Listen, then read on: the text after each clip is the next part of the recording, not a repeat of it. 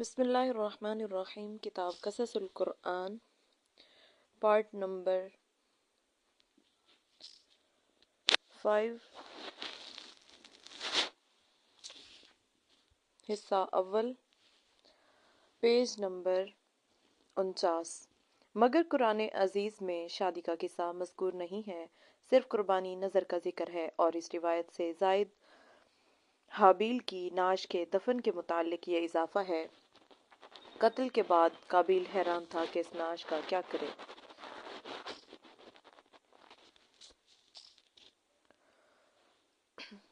قتل کے بعد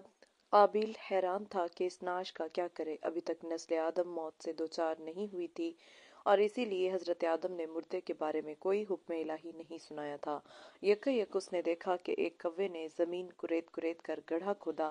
قابیل کو تنبہ ہوا کہ مجھے بھی اپنے بھائی کے لیے اسی طرح گڑھا کھودنا چاہیے، اور بعض روایات میں ہے کہ کوے نے دوسرے مردے کوے کو اس گڑھے میں چھپا دیا۔ قابیل نے یہ دیکھا تو اپنی ناکارہ زندگی پر بے حد افسوس کیا اور کہنے لگا کہ میں اس حیوان سے بھی کیا گیا گزرا ہوں، اپنے اس جرم کو چھپانے کی بھی اہلیت نہیں رکھتا۔ ندامت سے سر جھکا لیا اور پھر اسی طرح اپنے بھائی کی نعش کو سپرد خاک کر دیا۔ وَاتْلُ عَلَيْهِمْ نَبَأَ ابْنَيْ آدَمَ بِالْحَقِّ إِذْ قَرَّبَا قُرْبَانًا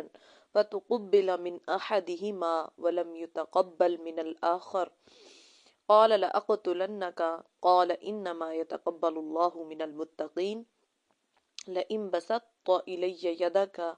لِتَقْتُلَنِي مَا أَنَا بِبَاسِطٍ يَدِيَ إِلَيْكَ لِأَقْتُلَكَ إِنِّي أَخَافُ اللَّهَ رَبَّ الْعَالَمِينَ إِنِّي أُرِيدُ أَن تَبُوءَ بِإِثْمِي وَإِثْمِكَ فَتَكُونَ مِنْ أَصْحَابِ النَّارِ وَذَلِكَ جَزَاءُ الظَّالِمِينَ فَطَوَّعَتْ لَهُ نَفْسُهُ قَتْلَ أَخِيهِ فَقَتَلَهُ فَأَصْبَحَ مِنَ الْخَاسِرِينَ فبعث الله غرابا يبحث في الأرض ليريه كيف يواري سوءة أخيه قال يا ويلتى أعجزت أن أكون مثل هذا الغراب فأواري سوءة أخي فأصبح من النادمين من أجل ذلك كتبنا على بني إسرائيل أنه من قتل نفسا بغير نفس أو فساد في الأرض فكأنما قتل الناس جميعا ومن أحياها فكأنما أحيا الناس جميعا۔ اور سنا ان کو حال واقعی آدم کے دو بیٹوں کا، جب نظر کی دونوں نے کچھ نظر، اور مقبول ہوئی ایک کی اور نامقبول ہوئی دوسرے کی۔ کہا میں تجھ کو مار ڈالوں گا۔ وہ بولا اللہ قبول کرتا ہے پرہیزگاروں سے، اگر تو ہاتھ چلا دے گا مجھ پر مارنے کو میں نہ ہاتھ چلاؤں گا، تجھ پر مارنے کو میں ڈرتا ہوں اللہ سے جو پروردگار ہے سب جہاں کا۔ میں چاہتا ہوں کہ اس اقدام پر تو میرا گناہ بھی حاصل کر لے اور اپنا گناہ بھی، پھر ہو جائے تو دوزخ والوں میں سے، اور یہی سزا ہے ظالموں کی۔ بس اس کو راضی کیا اس کے نفس نے خون پر اپنے بھائی کے، پھر اس کو مار ڈالا، سو ہو گیا نقصان اٹھانے والوں میں۔ پھر بھیجا اللہ نے ایک کوا جو کریدتا تھا زمین کو، تاکہ اس کو دکھلا دے کس طرح چھپاتا ہے لاش اپنے بھائی کی۔ بولا ہائے افسوس، مجھ کو اتنا بھی نہ ہو سکا کہ اس کوے جیسا ہی ہو تاکہ چھپا لیتا لاش اپنے بھائی کی۔ پھر لگا پچھتانے۔ اسی سبب سے لکھا ہم نے بنی اسرائیل پر کہ جو کوئی قتل کرے ایک جان کو بلا عوض جان کے یا بغرض فساد کرنے کے ملک میں، تو گویا قتل کر ڈالا ان سب لوگوں کو، اور جس نے زندہ رکھا ایک جان کو تو گویا زندہ کر دیا سب لوگوں کو۔ سورہ مائدہ رکوع 5۔ امام احمد نے اپنی مسند میں حضرت عبداللہ ابن مسعود سے ایک روایت کی ہے، رسول اللہ صلی اللہ علیہ وسلم نے فرمایا کہ دنیا میں جب بھی کوئی ظلم سے قتل ہوتا ہے تو اس کا گناہ حضرت آدم کے پہلے بیٹے قابیل کی گردن پر ضرور ہوتا ہے، اس لیے کہ وہ پہلا شخص ہے جس نے ظالمانہ قتل کی ابتدا کی اور یہ ناپاک سنت جاری کی۔ دمشق کے شمال جبل قاسیون پر ایک زیارت گاہ بنی ہوئی ہے جو مقتل حابیل کے نام سے مشہور ہے۔ اور اس کے متعلق ابن عساکر نے احمد بن کثیر کے تذکرہ میں ان کا ایک خواب نقل کیا ہے، جس میں مذکور ہے کہ انہوں نے نبی کریم صلی اللہ علیہ وسلم کو خواب میں دیکھا اور آپ صلی اللہ علیہ وسلم کے ساتھ حابیل بھی تھے۔ حابیل نے بقسم کہا کہ میرا مقتل یہی ہے، اور آپ صلی اللہ علیہ وسلم نے ان کے قول کی تصدیق فرمائی۔ بہرحال یہ خواب ہی کی باتیں ہیں، اور خواب کے سچے ہونے کے باوجود بھی اس سے کوئی شرعی یا تاریخی حکم ثابت نہیں ہو سکتا۔ مقام عبرت، سورہ مائدہ کی بیان کردہ آخری آیت اور مستورہ بالا حدیث ہم پر یہ حقیقت آشکارا کرتی ہے کہ انسان کو اپنی زندگی میں ہرگز کسی گناہ کی ایجاد نہ کرنی چاہیے، تاکہ وہ کل کو بدکاروں اور ظالموں کے لیے ایک نئے حربہ کا کام نہ دے، ورنہ نتیجہ یہ ہوگا کہ کائنات میں جو شخص بھی آئندہ اس بدعت کا اقدام کرے گا تو بانی بدعت بھی برابر اس گناہ کا حصہ دار بنتا رہے گا اور موجد ہونے کی وجہ سے ابدی ذلت و خسران کا مستحق ٹھہرے گا۔ گناہ بہرحال گناہ ہے، لیکن گناہ کی ایجاد موجد کے لیے ہمیشہ ہمیشہ کا وبال سر سے باندھ دیتی ہے، نعوذ باللہ من ذالک۔ 2 حابیل خدا تعالی کا مقبول بندہ تھا اور قابیل بارگاہ الہی کا کارندہ ہوا، اس لیے ضرورت تھی کہ حابیل کے پاک جسم کی توہین نہ ہو اور نسل آدم کی کرامت و بزرگی قائم رکھنے کے لیے بعد مردن تدفین کی سنت قائم ہو جائے، اور تقاضۂ انصاف تھا کہ قابیل کی اس کمینہ حرکت پر اس کو دنیا میں بھی ذلیل کیا جائے اور اس قابل بنا دیا جائے کہ خود اس کو اپنی بے مائگی، عقل و دانش اور کمینگی کا احساس ہو جائے۔ اس لیے نہ اس کو الہام بخشا گیا اور نہ اس کمینہ حرکت کو چھپانے کے لیے عقل کی روشنی عطا کی گئی، بلکہ ایک ایسے حیوان کو اس کا رہنما بنایا گیا جو عیاری و مکاری میں طاق اور دنائیت طبع میں ضرب المثل ہے، اور آخرکار قابیل کو یہ کہتے ہی بنا، یا ویلتا اعجزت ان اکون مثل هذا الغراب، ہائے افسوس کیا میں ایسا کیا گزرا ہو گیا کہ اس کوے جیسا بھی نہ بن سکا۔ نوٹ: ارباب سیر و تاریخ کی عام روش یہ ہے کہ حضرت آدم کے بعد حضرت ادریس علیہ السلام کا ذکر کرتے ہیں اور حضرت نوح کا اس کے بعد، مگر ہم نے ان اختلافات کے پیش نظر جو حضرت ادریس علیہ السلام سے متعلق عنقریب ذکر ہونے والے ہیں، عام روش کے خلاف ان کا تذکرہ نوح علیہ السلام کے تذکرہ کے بعد کیا ہے۔ تاہم جن ارباب ذوق کو یہ گراں گزرے وہ حضرت آدم کے تذکرہ کے بعد ادریس علیہ السلام کے تذکرہ کا مطالعہ کریں اور پھر حضرت نوح علیہ السلام کا۔ حضرت نوح علیہ السلام پہلے رسول ہیں۔ نسب نامہ: قرآن عزیز میں حضرت نوح کا تذکرہ، قوم نوح، دعوت و تبلیغ اور قوم کی نافرمانی، بنائے سفینہ، پسر نوح، کوہ جودی، طوفان نوح عام تھا یا خاص، پسر نوح کی نسبی بحث، ایک اخلاقی مسئلہ، چند ضمنی مسائل۔ حضرت نوح پہلے رسول ہیں، حضرت آدم کے بعد یہ پہلے نبی ہیں جن کو رسالت سے نوازا گیا۔ صحیح مسلم باب شفاعت، حضرت ابو ہریرہ سے ایک طویل روایت ہے، اس میں یہ تصریح ہے، یا نوح انت اول الرسل الی الارض، اے نوح تو زمین پر سب سے پہلا رسول بنایا گیا۔ جس انسان پر خدا کی وحی نازل ہوتی ہے وہ نبی ہے، اور جس کو جدید شریعت بھی عطا کی گئی ہو وہ رسول ہے۔ نسب نامہ: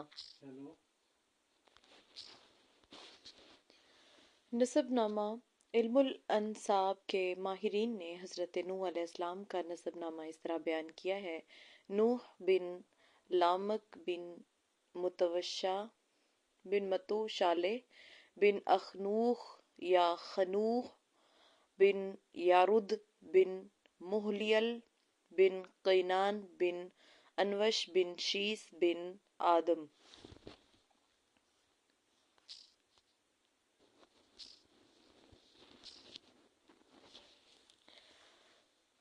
اگرچہ مورخین اور تورات سفر تکوین نے اسی کو صحیح مانا ہے، لیکن ہم کو اس کی صحت میں شک اور تردد ہے، بلکہ یقین کے ساتھ کہا جا سکتا ہے کہ حضرت آدم اور حضرت نوح کے درمیان ان بیان کردہ سلسلوں سے زیادہ سلسلے ہیں۔ تورات میں خلق آدم اور ولادت حضرت نوح نیز حضرت آدم کی وفات اور ولادت نوح کی درمیانی مدت کا جو تذکرہ ہے، ہم اس کو بھی نقل کر دینا مناسب سمجھتے ہیں۔ البتہ یہ بات پیش نظر رہے کہ تورات کے عبرانی، سامی اور یونانی زبان کے نسخوں میں بہت زیادہ اختلاف ہے، اور اس بحث پر علامہ شیخ رحمت اللہ ہندی، کیرانہ، ضلع مظفر نگر، کی مشہور کتاب اظہار حق قابل مطالعہ ہے۔ بہرحال تورات سے منقول نقشہ حسب ذیل ہے۔ نقشہ 1، سال 130 آدم، عمر بوقت ولادت پسر، یعنی حضرت آدم علیہ السلام کی عمر 130 بوقت ولادت حضرت شیس علیہ السلام، 150 شیس علیہ السلام بوقت ولادت انوش، 90 انوش بوقت ولادت قینان، 70 سال قینان بوقت ولادت محلیل، 65 سال محلیل بوقت ولادت یارد، 162 سال یارد بوقت ولادت اخنوخ، 65 اخنوخ بوقت ولادت متوشالے، 187 سال متوشالے بوقت ولادت لامک، 183 لامک علیہ السلام بوقت ولادت نوح علیہ السلام۔ نقشہ 2، مدت درمیان خلق آدم و ولادت نوح عمر آدم 1056، عمر آدم 930، مدت درمیان وفات آدم و ولادت نوح 1026۔ آپ اگر ان دونوں نقشوں کے درمیان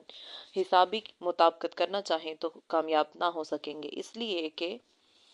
سطور بالا سے یہ حقیقت واضح ہو چکی کہ یہ سب تخمین و ظن پر مبنی ہے، اور اسی وجہ سے اس مسئلہ میں تورات کے مختلف نسخوں میں بھی کافی اختلاف و انتشار پایا جاتا ہے۔ قرآن عزیز میں حضرت نوح علیہ السلام کا تذکرہ۔ قرآن عزیز کے موجز نما نظم کلام کی یہ سنت ہے کہ وہ تاریخی واقعات میں سے جب کسی واقعہ کو بیان کرتا ہے تو اپنے مقصد واضح و تذکیر کے پیش نظر واقعہ کی انہی جزئیات کو نقل کرتا ہے جو مقصد کے لیے ضروری ہیں، اور اجمال و تفصیل اور تکرار واقعہ میں بھی صرف ایک ہی مقصد اس کے سامنے ہوتا ہے، اور وہ یہی موعظت و عبرت کا مقصد ہے۔ چنانچہ اسی اسلوب بیان کے مطابق قرآن عزیز نے حضرت نوح علیہ السلام کے واقعہ کا اجمالی اور تفصیلی ذکر 43 جگہ کیا ہے، جس ثبوت مستورہ ذیل جدول سے ہوتا ہے۔ سورۃ آل عمران آیت 23، سورہ نساء آیت 163، سورہ انعام آیت 84، سورہ توبہ آیت 70، سورہ یونس آیت 71، سورہ ہود آیت 25، 32، 36، 42، 45، 46، 48، 98، سورہ اسراء آیت 3، 17، سورہ مریم آیت 58، سورہ انبیاء آیت 76، اعراف 59، 69، مومنون 23، فرقان 37، شعراء 105، 106، 116، عنکبوت 14، احزاب 70، صافات 75، 79، ابراہیم 9، صاد 12، غافر 5، 31، شورى 13، قاف 12، ذاریات 46، نجم 52، حج 42، قمر 9، الحدید 26، تحریم 10، نوح 1، 21 اور 26۔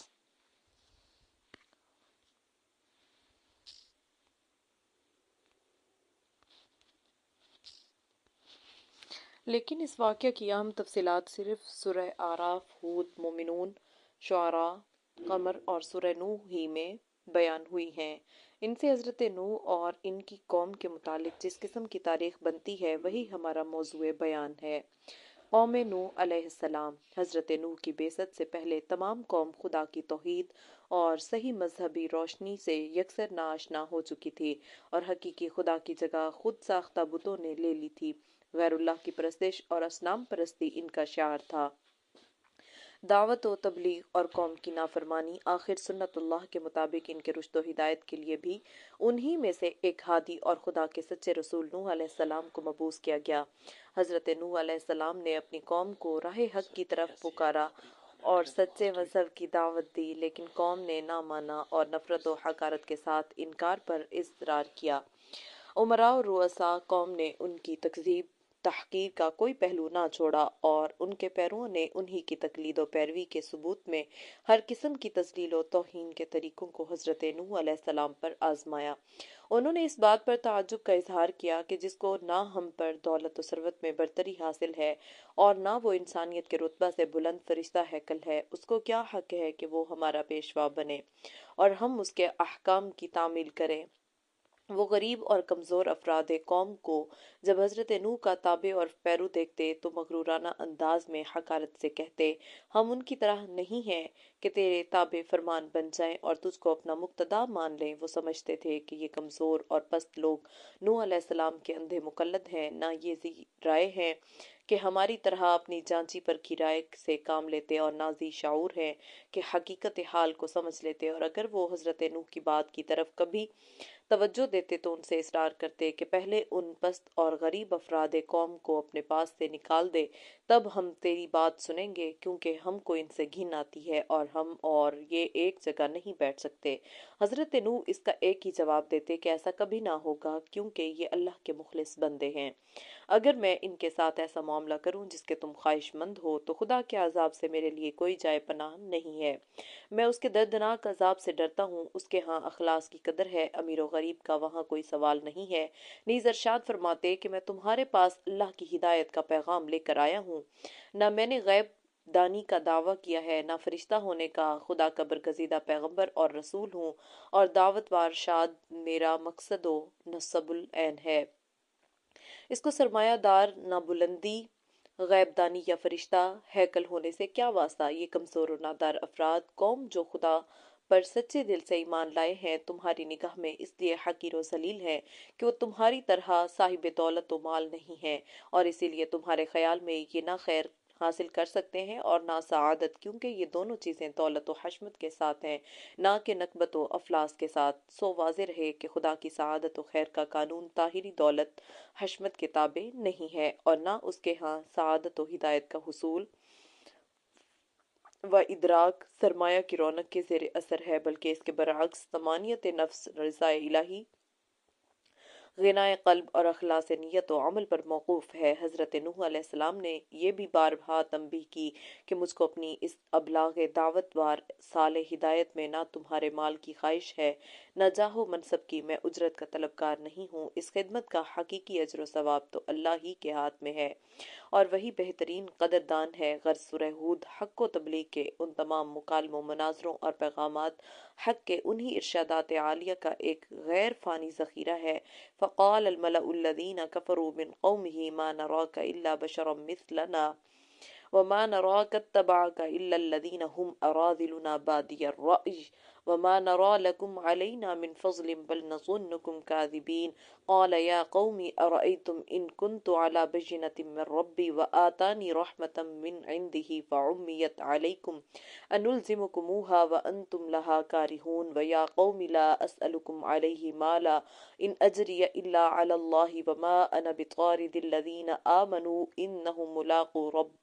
ربهم ولكني أراكم قوما تجهلون ويا قوم من ينصرني من الله إن طردتهم أفلا تذكرون ولا أقول لكم عندي خزائن الله ولا أعلم الغيب ولا أقول إني ملك ولا أقول للذين تزدري أعينكم لن يؤتيهم الله خيرا الله أعلم بما في أنفسهم إني إذا لمن الظالمين۔ اس پر قوم کے ان سرداروں نے جنہوں نے کفر کی راہ اختیار کی تھی کہا، ہم تو تم میں اس کے سوا کوئی بات نہیں دیکھتے کہ ہماری ہی طرح کے ایک آدمی ہو، اور جو لوگ تمہارے پیچھے چلے ہیں ان میں بھی ان لوگوں کے سوا کوئی دکھائی نہیں دیتا جو ہم میں ذلیل و حقیر ہیں اور بے سوچے سمجھے تمہارے پیچھے ہوئے ہیں۔ ہم تو تم لوگوں میں اپنے سے کوئی برتری نہیں پاتے بلکہ سمجھتے ہیں کہ تم جھوٹے ہو۔ نوح علیہ السلام نے کہا، اے میری قوم کے لوگوں، تم نے اس بات پر بھی غور کیا، اگر میں اپنے پروردگار کی طرف سے ایک دلیل روشن پر ہوں اور اس نے اپنے حضور سے ایک رحمت بھی مجھے بخش دی ہو، یعنی راہ حق دکھا دی ہو، مگر وہ تمہیں دکھائی نہ دے تو میں اس کے سوا کیا کر سکتا ہوں جو کر رہا ہوں؟ کیا ہم جبرن تمہیں راہ دکھا دیں حالانکہ تم اس سے بیزار ہو؟ لوگوں، یہ جو کچھ میں کر رہا ہوں تو اس پر مال و دولت کا تم سے طالب نہیں، میری خدمت کی مزدوری جو کچھ ہے صرف اللہ پر ہے، اور یہ بھی سمجھ لو کہ جو لوگ ایمان لائے ہیں وہ تمہاری نظروں میں کتنے ہی ذلیل ہوں، مگر میں ایسا کرنے والا نہیں کہ اپنے پاس سے انہیں ہنکا دوں۔ انہیں بھی اپنے پروردگار سے ایک دن ملنا ہے اور وہ ہم سب کے اعمال کا حساب لینے والا ہے۔ لیکن میں تمہیں سمجھاؤں تو کس طرح سمجھاؤں؟ میں دیکھتا ہوں کہ تم ایک جماعت ہو حقیقت سے جاہل۔ اے میرے قوم کے لوگو، مجھے بتاؤ، اگر میں ان لوگوں کو اپنے پاس سے نکال باہر کروں اور اللہ کی طرف سے مواخذہ ہو جس کے نزدیک معیار قبولیت ایمان و عمل ہے، نہ تمہاری گھڑی ہوئی شرافت اور رسالت، تو اللہ کے مقابلے میں کون ہے جو میری مدد کرے گا؟ افسوس تم پر، کیا تم غور نہیں کرتے؟ اور دیکھو، میں تم سے یہ نہیں کہتا کہ میرے پاس اللہ کے خزانے ہیں، نہ یہ کہتا ہوں کہ میں غیب کی باتیں جانتا ہوں، نہ میرا یہ دعویٰ ہے کہ میں فرشتہ ہوں۔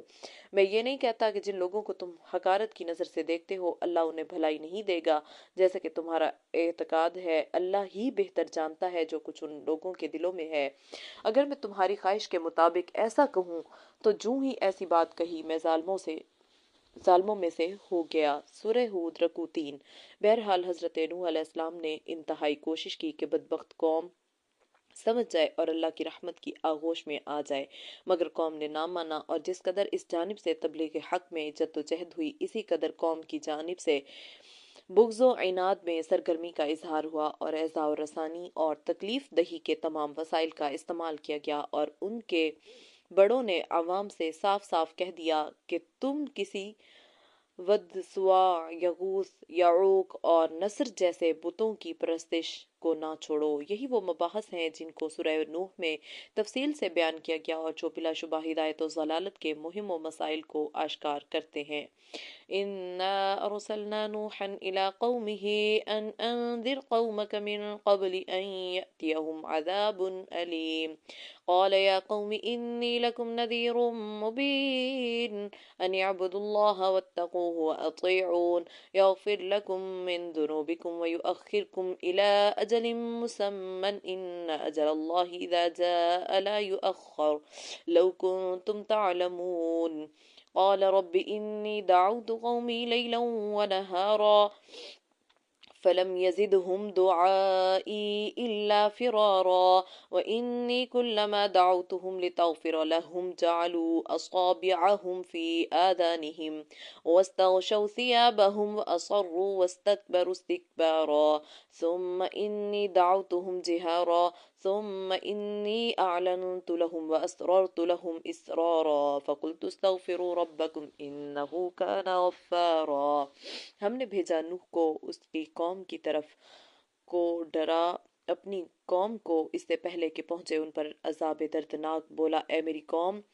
میں تم کو ڈر سناتا ہوں کھول کر کہ بندگی کرو اللہ کی اور اس سے ڈرو اور میرا کہا مانو، تاکہ بخشے وہ تم کو جو کچھ گناہ تمہارے اور ڈھیل دے تم کو ایک مقررہ وعدہ تک۔ وہ جو وعدہ کیا ہے اللہ نے جب آ پہنچے گا اس کو ڈھیل نہ ہوگی اگر تم کو سمجھ ہے۔ بولا، اے رب، میں بلاتا رہا اپنی قوم کو رات اور دن، پھر میرے بلانے سے اور زیادہ بھاگنے لگے، اور میں نے جب کبھی ان کو بلایا تاکہ تو ان کو بخشے، ڈالنے لگے انگلیاں اپنے کانوں میں اور لپیٹنے لگے اپنے اوپر کپڑے اور ضد کی اور غرور کیا بڑا غرور۔ پھر میں نے ان کو بلایا برملا، پھر میں نے ان کو کھول کر کہا اور چھپ کر کہا چپکے سے، تو میں نے کہا گناہ بخشواؤ اپنے رب سے، بے شک وہ ہے بخشنے والا۔ نوح رکوع نمبر 1۔ وَقَالُوا لَا تَذَرُنَّ آلِهَتَكُمْ وَلَا تَذَرُنَّ وَدًّا وَلَا سُوَاعًا وَلَا يَغُوثَ وَيَعُوقَ وَنَسْرًا، اور انہوں نے اپنے عوام سے کہا ہرگز اپنے معبودوں کو نہ چھوڑو، اور ود و سوا، یغوث، یعوق اور نصر کو نہ چھوڑو۔ نوح رکوع نمبر 2۔ اور آخر میں زج ہو کر کہنے لگے، اے نوح، اب ہم سے جنگ و جدل نہ کر اور ہمارے اس انکار پر اپنے اللہ کا عذاب لا سکتا ہے تو لے آ۔ قالوا يا نوح قد جادلتنا فأكثرت جدالنا فأتنا بما تعدنا إن كنت من الصادقين۔ وہ کہنے لگے، نوح، تو نے ہم سے جھگڑا کیا اور بہت جھگڑا کیا، اب اس کو ختم کر اور جو تو نے ہم سے عذاب الہی کا وعدہ کیا ہے وہ لے آ۔ حضرت نوح علیہ السلام نے یہ سن کر ان کو جواب دیا کہ عذاب الہی میرے قبضے میں نہیں ہے، وہ تو اس کے قبضے میں ہے جس نے مجھ کو رسول بنا کر بھیجا ہے، وہ چاہے گا تو یہ سب کچھ بھی ہو جائے گا۔ قال انما يأتيكم به الله ان شاء وما انتم بمعجزين۔ नूह ने कहा, जरूर अगर अल्लाह चाहेगा तो इस अजाब को भी ले आएगा और तुम इसको थका देने वाले नहीं हो। बहरहाल जब कौम की हिदायत से हजरत नूह बिल्कुल मायूस हो गए और उसकी बातिल कोशी और इनाद और हठ धर्मी उन पर वाज़े हो गई और कुरानी तस्रीह के मुताबिक 950 साल की पेहम दावत व तबलीग का उन पर कोई असर न हुआ देखा तो सख्त मलूल और परेशान खातिर हुए। तब अल्लाह ताला ने उनकी तसल्ली के लिए फरमाया, व ऊहिया इला नूहिन अन्नहु लन युमिन मिन कौमिक इल्ला मन क़द आमन फला तबतइस बिमा कानू यफ़अलून। और नूह पर वही की गई कि जो ईमान ले आए वो ले आए, अब उनमें से कोई ईमान लाने वाला नहीं है, बस उनकी हरकत पर गम ना कर। जब हजरत नूह को ये मालूम हो गया कि उनके अबलागे हक में कोताही नहीं है बल्कि खुद ना मानने वालों का कसूर है और उनको अपनी सरकशी का नतीजा, तब उनके आमाल और कमीना हरकत से मुतासिर होकर अल्लाह ताला की दरगाह में ये दुआ फरमाई, रब्बि ला तज़र अलल अर्ज़ि मिनल काफ़िरीन दय्यारा इन्नक इन तज़रहुम युज़िल्लू इबादक वला यलिदू इल्ला फ़ाजिरन कफ़्फ़ारा। ऐ परवरदिगार, तू काफरों में से किसी को भी जमीन पर बाकी ना छोड़, अगर तू इनको यूं ही छोड़ देगा तो ये तेरे बंदों को भी गुमराह करेंगे और उनकी नस्ल भी उन्हीं की तरह नाफरमान पैदा होगी। बिनाए सफ़ीना। अल्लाह ताला ने हज़रत नूह अलैहिस्सलाम की दुआ कबूल फरमाई और अपने कानून जज़ा आमाल के मुताबिक सरकशों की सरकशी और मुतमर्रिदों के तमर्रुद के सज़ा का ऐलान कर दिया और हिफ्ज़ मा तक़द्दुम के लिए पहले हज़रत नूह अलैहिस्सलाम को हिदायत फरमाई कि वो एक कश्ती तैयार करें ताकि असबाब ज़ाहिरी के एतबार से वो और मोमिनीन कानितीन इस अजाब से महफूज रहें जो अल्लाह के नाफरमान बंदों पर नाजिल होने वाला है। हजरत नूह अलैहिस्सलाम ने जब हुक्म रब में कश्ती बनाई शुरू की तो कुफार ने हंसी उड़ाना और मजाक बनाना शुरू कर दिया और जब कभी उनका इधर से गुजर होता तो कहते कि खूब, जब हम गर्क होने लगेंगे तब तू और तेरे पैरों इस कश्ती में महफूज रहकर निजात पा जाएंगे। कैसा अहमकाना ख्याल है। हजरत नूह भी उनको अंजाम कार से गफलत और खुदा की नाफरमानी पर जुर्रत देखकर उन्हीं के तर्ज पर जवाब देते और अपने काम में मशगूल रहते, क्योंकि अल्लाह ताला ने पहले ही उनको हकीकत हाल से आगाह कर दिया था।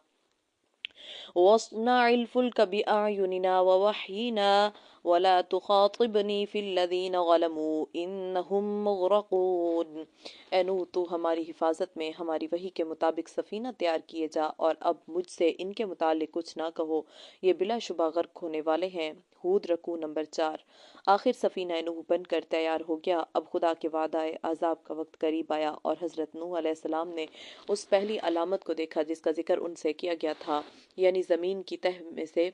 पानी का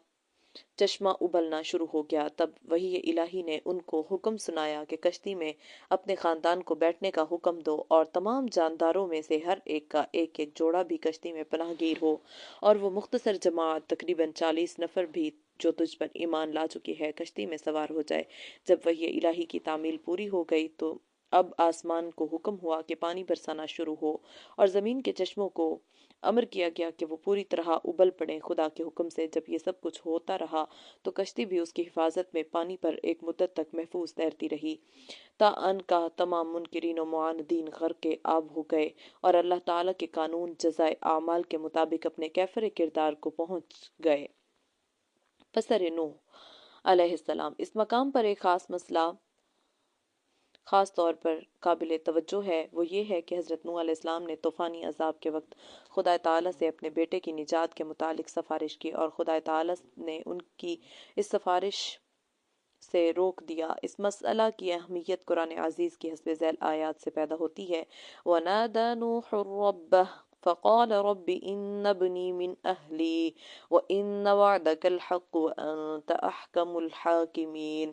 क़ाल या नूह इन्नहु लैस मिन अहलिक इन्नहु अमलुन गैरु सालिह फला तसअलनी मा लैस लक बिही इल्म इन्नी अअज़ुक अन तकून मिनल जाहिलीन क़ाल रब्बि इन्नी अऊज़ु बिक अन अस्अलक मा लैस ली बिही इल्म व इल्ला तग़फिर ली व तरहमनी अकुम मिनल खासिरीन क़ील या नूह इहबित बिसलामिन मिन्ना व बरकातिन अलैक व अला उममिन मिम्मन मअक। और नूह ने अपने रब को पुकारा और कहा, ए परवरदिगार, मेरा बेटा मेरे अहल ही में से है और तेरा वादा सच्चा है और तू बेहतरीन हाकिमों में से है। अल्लाह ताला ने कहा, اے نوح یہ تیرے اہل میں سے نہیں ہے، یہ بد کردار ہے،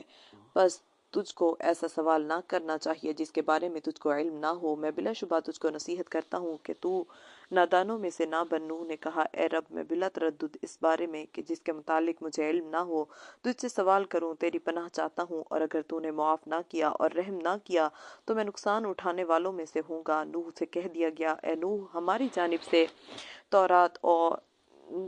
جانب سے تو اور تیرے ہمراہی ہماری سلامتی اور برکتوں کے ساتھ زمین پر اترو۔ ہود رکوع 4۔ ان آیات سے معلوم ہوتا ہے کہ حضرت نوح سے اللہ کا وعدہ تھا کہ وہ ان کے اہل کو نجات دے گا، اس لیے حضرت نوح نے اپنے بیٹے کنعان کے لیے دعا مانگی، جس پر رب العالمین کی جانب سے عتاب ہوا کہ تم کو جس شے کا علم نہ ہو اس کے متعلق اس طرز سے سوال کرنے کا حق نہیں ہے۔ اس پر حضرت نوح علیہ السلام نے اپنی غلطی کا اعتراف کیا اور خدا تعالی سے مغفرت و رحمت طلب کی، اور اس کی جانب سے بھی خواہش کے مطابق جواب ملا۔